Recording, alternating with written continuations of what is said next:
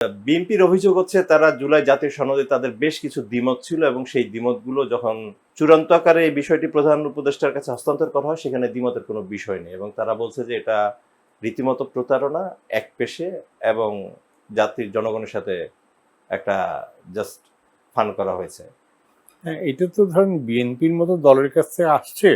এখন আমাদের যত রাজনৈতিক দল আছে তার মধ্যে বিএনপি দীর্ঘতম সময় দেশ পরিচালনার দায়িত্বে ছিল এবং এটা তো গুরুতর অভিযোগ, এটা অত্যন্ত গুরুতর অভিযোগ। কারণ আমি একটা দলিলে যখন সাইন করলাম যে কথাগুলি ছিল ওইটা যখন চূড়ান্ত হলো ওইখানে যদি ওই কথাগুলি না থাকে তাহলে তো এটা খুবই মানে প্রতারণা শব্দটা ব্যবহার করা হয়েছে কিনা মনে পড়ছে না, কিন্তু এটা তো ওই ওই ধরনের কাজ হয়ে গেল। এর মধ্য দিয়ে কি ঐক্যমত্য কমিশন তার নিরপেক্ষতা হারালো কিংবা বিতর্কিত না, হলো?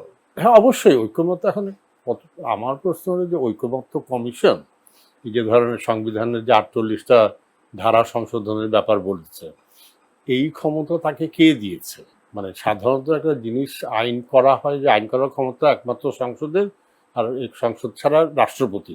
ওনারা তো রীতিমতো হ্যাঁ ঠিক আছে 8 মাস 9 মাস ধরে মিটিং করেছেন করে, কিন্তু তাদের এই সংস্কার প্রস্তাব তৈরি করার ক্ষমতাটা কে দিয়েছে? আমরা কি কাউকে আমাদেরকে জিজ্ঞেস করা হয়েছিল যে আমরা এই 6 জন বা 7 জন ব্যক্তিকে আমাদের সংবিধান সংস্কারের দায়িত্ব দিচ্ছি, আর তারপরে যেটা শেষে হলো দায়িত্বটা তারাই তো পুরোটা তুলে নিয়েছেন, কারণ বলছেন যে 270 দিনের মাথায় এটা অটোমেটিকলি পাস হয়ে যাবে। তো এই আমাদের যে এত দীর্ঘ স্বৈরাচার বিরোধী আন্দোলন, এত যে আত্মত্যাগ করা হয়েছে তো যাতে এইগুলি জিনিসগুলি না হয়, একতরফাভাবে বা 2 4 5 10 জন মিলে সব কিছু সিদ্ধান্ত নিবে, সেটার সাথে স্বৈরতন্ত্রে আমি তো কোনো ব্যাসকম দেখি না।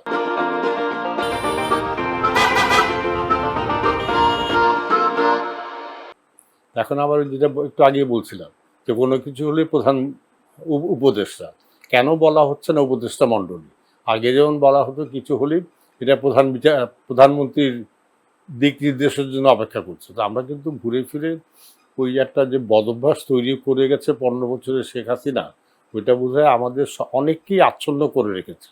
আমরা মনে হয় এখনো ওটা থেকে সহজে বার হতে পারছি না। স্যার, অন্যান্য দেশের প্র্যাকটিসটা কি? তারা যখন সংবিধান সংশোধন করতে চায় কিংবা মৌলিক কোন ইস্যুতে পরিবর্তন করতে চায় তারা কোন প্রক্রিয়ার দিকে আগায়? না, এটা সংবিধান সংশোধনের বেশিরভাগ দেশেই পার্লামেন্টের ওই 2/3 মেজরিটি আমরা বলি, যেটাকে আইনের ভাষায় কোয়ালিফাইড মেজরিটি, 2/3 মেজরিটি বা 3/4 মেজরিটি লাগে।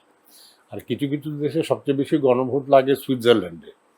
কিছু কিছু জিনিস সংবিধান সংশোধন করলেও তারপরে আবার গণভোটে যেতে হয়, এটা আবার বলে দেওয়া থাকে আইনে বা সংবিধানে অনেক সময় বলে দেওয়া থাকে যে এই বিষয়ে সংবিধান সংশোধন করবে সংসদ, আর এই বিষয়ে সংসদে পাশ হওয়ার পরে এটা জনগণের কাছে রেফারেন্ডামে বা গণভোটে যেতে হবে। এটা হলো বিভিন্ন দেশে বিভিন্ন প্রক্রিয়া আছে।